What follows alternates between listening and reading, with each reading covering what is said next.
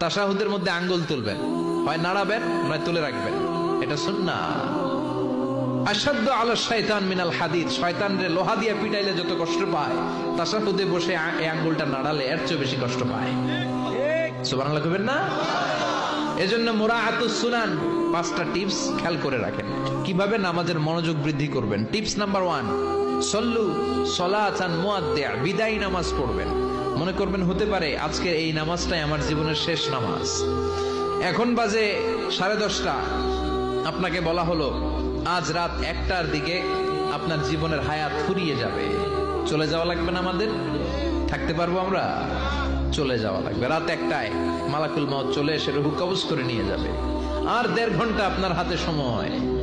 এই 1.5 ঘন্টায় আপনি নামাজ রোজা যা পারেন করে নেন, আপনার হুঁশ থাকবে? কথা কন। 1.5 ঘন্টা পরে আপনার মরণ।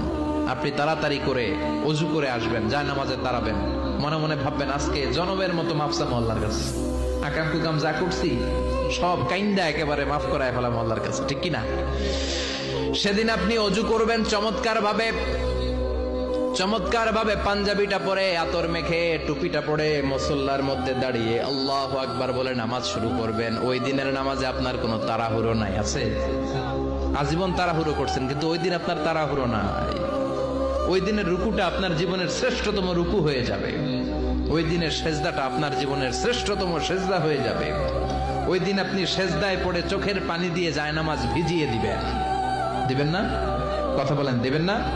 এর কারণ আপনি জেনে গেছেন এটাই আপনার জীবনের শেষ নামাজ, ঠিক কিনা?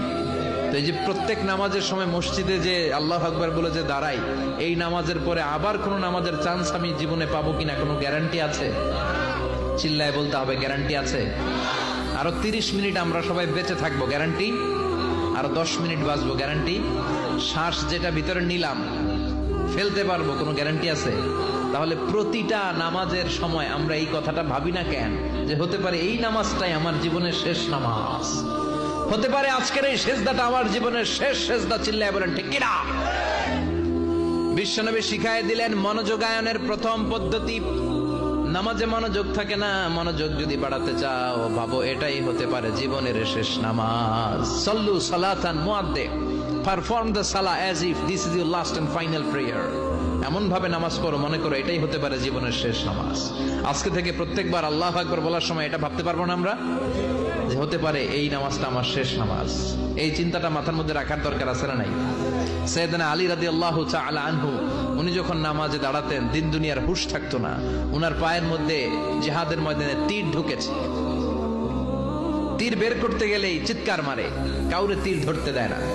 বিশ্বনবী বললেন, বেলাল আকিমিস সালাহ, নামাজের একামত দাও। নামাজ শুরু করার আগে এক সাহাবীরে বললেন, নামাজের মাঝখান দিয়ে যে তুমি আলীর পা থেকে টেনে তীর বের করবে, কারণ আমি জানি আমার মেয়ের জামাই আলী যখন নামাজের যায় নামাজে দাঁড়ায় দিন দুনিয়ার কোন হুঁশ আলীর আর থাকে না। একামত হলো আল্লাহু আকবার, আল্লাহু আকবার। বিশ্বনবী নামাজ শুরু করলেন, রুকু দিলেন, সিজদা দিলেন। দ্বিতীয় রাকাতের জন্য যখন দাঁড়ালেন, বিশ্বনবীর কথা মতো এই সাহাবী যে কাতারের মাঝখানে সাইয়েদনা আলীর পা থেকে গায়ে যত জোর ছিল টান মেরে তীর বের করেছে, ফিনকে দিয়ে রক্ত বের হয়েছে। সাইয়েদনা আলী মুহূর্তের জন্য টের পায় নাই।